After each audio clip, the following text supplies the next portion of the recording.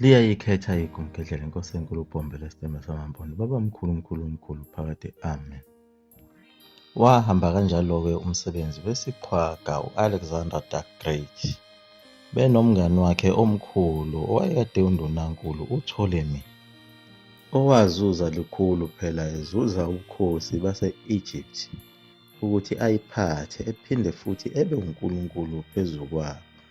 Njengoba siwabalile onke amagama awazuza ayechaza nobunkulunkulu bakhe. Wayeqale enguClaudius, esangundunankulu wasezoba uPtolemy, eseyinkosi. Wayeseba nguSerapis, eseyunkulunkulu.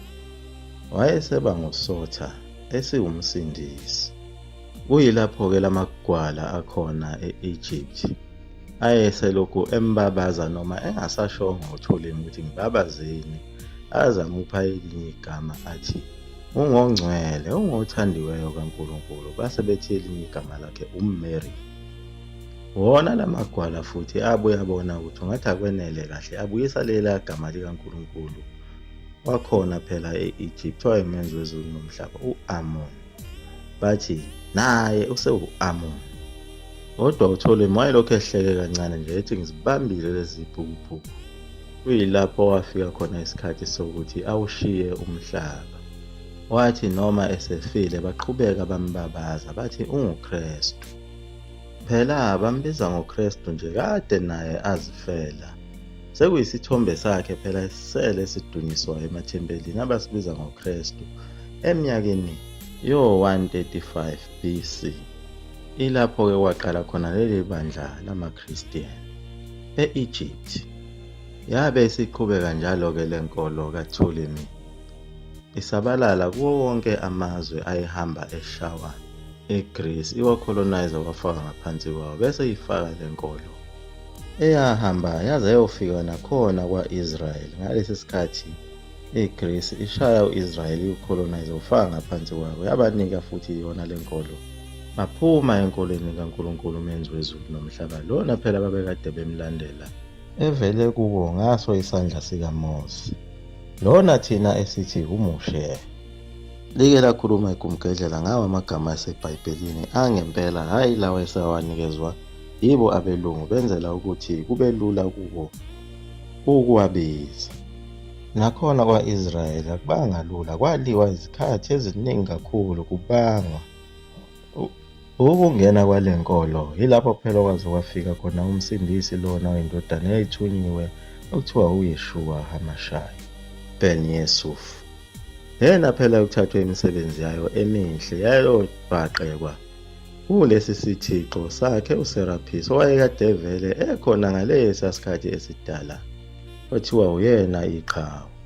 Lo msindisi wa-Israyeli wayezalwe phela ngokuthi azobuyisela abantu kwinkolo kaNkulunkulu u-Amon, aqede ngayo le nkolo kaSerapis yobuKristu. Kodwa leyo mzamo kayiphumelelanga ngoba le nkolo yayisisabalele kakhulu. Njengoba sichazile ukuthi umsindisi wakwa-Israyeli wayezalwa ngabo-4 BC waze wahamba eminyakeni yabo-32 AD. Yena wayengekho ngaphansi kwalolu hlelo lwale nkolo eyayisuka e-Egypt ngesandla samaNtaliyane. Yena wayewumNazari. UmNaziri phela iNazarite ngesingisi. Wazishiya zonke lezi nkolo zisekhona, kodwa le yeNazarite yayisiqale ukudlondlobala kakhulu.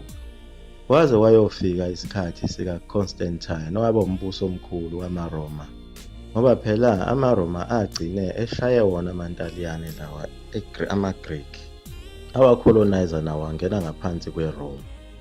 Kwase kubusa yona-ke iRome kuwo wonke lamazwe ayekade ecolonizwe yiyona iGreece. Ngalesi sikhathi sikaConstantine ngama-325 AD, uConstantine wabona ukuthi ukubusa kwakhe kwakungenele kahle ngoba kwakunalesi siyaluyalu sezimpi ezikhona ezweni lakwa-Israyeli.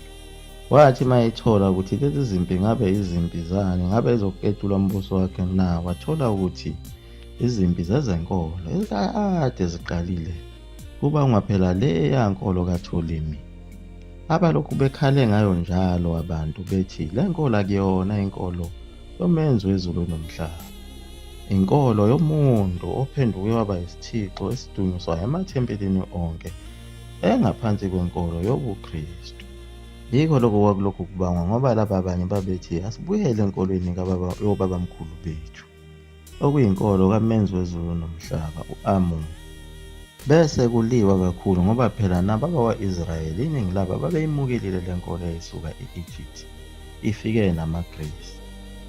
Naye umsindisi uYeshua HaMashiach, lona phela abathi abantu uJesus Christ, waba yiso isisulu salezi zimpi, njengoba uConstantine esefuna zonke lezi nkolo ezazikhona ngalesi sikhathi sakhe sika-325 AD, esekhanda phela inkomfa yakhe lena phela kuthiwa i-Council of Nicaea.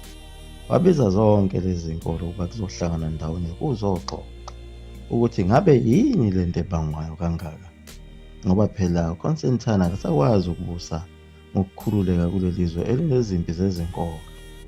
Yena uConstantine lona wayekholwa phela yiyo inkolo yezithixo lezi esikhulume ngazo ikumgedlela ezo-1800, kodwa eziqoqwe uNkulunkulu welanga sezizonke. Phela uConstantine lona uyena owakhanda nalolu suku lika-Sunday, enzela ukuba udunyiswe ngalo, waliqamba wathi Sunday, usuku lwelanga. Wazihlanganisa zonke lezi nkolo ezazikhona ngenhloso yokuthi akhe inkolo eyodwa ngenkani. Phela inkolo yakhe kwakusayiyo inkolo yakhe uSerapis, wayesahleli kuso leso sihlalo esasihleli yena loya Serapis owayesenguNkulunkulu. Kuyilapho wazishintsha khona izinkolo ezazikhona wazifaka ngaphansi kwenkolo yakhe, wasebulala eminye imithetho yalezi zinkolo njengalo isabathi. Kodwa sikhona isiqhwaga esasilokhu siphikisane naye njalo sinesibindi simmise kabi kule nkomfa.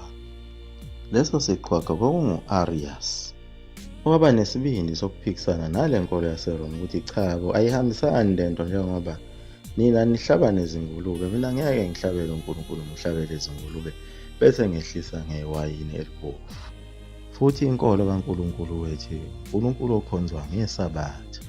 Lokho kwadala enkulu ingxabano phakathi kwakhe naye uConstantine, ngoba phela akafuni ukubulawa lolu suku lwangesonto, usuku lwelanga likaNkulunkulu wakhe. Usuku lokudumisa uNkulunkulu wakhe walakha ngawo u-321 AD. Phela lo mhlangano waseNisi wathatha isikhathi. Kuyilapho uConstantine akhuza khona izwi ngesikhathi phela esebaqoqe bonke labo befundisi bazo zonke lezi nkolo ukuba befike nazo lezi ncwadi zabo eziphethe le nkolo yabo kaNkulunkulu menzi wezulu nomhlaba. Bathi bonke sebephakathi ngaleli langa, kanti litulo wathi sebephakathi. Wabaphuca zonke lezi ncwadi phela ezingamabhayibheli ababeziphethe zezimfihlo eziningi zikaNkulunkulu. Iningi lalabo ababephikisana naye wababulala. Wasethatha lezi ncwadi, ezinye zazo wazishisa. Zibalelwa kuwo 2 miliyoni izincwadi ezashiswa uyena uConstantine. Ekukhandeni kwakhe kabusha lenkolo yobuKristu, wayewathatha nabo lobuya buthathu beziqu zoNkulunkulu loya yaphela wase-Egypt ogcine eshintshwe uyena uPtolemy. Wabesethi loya nkulunkulu obe umama phela uNkulunkulu Isis usezoba uMary, bese kuthi uNkulunkulu owubaba ongu-Osiris usezoba i-Holy Ghost, bese kuthi uNkulunkulu ongumntwana uHorus usezoshintsha abe nguYesus. UYesus phela uyena uJesus Christ, ngoba phela ngalesa sikhathi sasemandulo uJ wayengekho, uletter J babesebenzisa uyiletter Y. Base bephakamisa leli gama likaJesus Christ, balithatha balifaka kuso phela isithixo sakhe uPtolemy, lesiyana phela uSerapis, sabizwa ngokuthi nguJesus Christ. Lesi-ke isona sithombe sokuqala sangalesa sikhathi sika-325 AD sikaPtolemy, lesi esibizwa ngokuthi isithombe sikaJesus Christ. Ngeminyaka yama-1400 sashintsha isithombe sikaPtolemy kwafakwa isithombe sikaCaesar Borgia, owayisitabane owabulala umfowabo ukuze azuze isikhundla sokuba umkhuzi wamabutho. Owayeyimbulali omkhulu esabeka njengaye uPtolemy. yaguqa inkumkhedlela phakathi. Amen.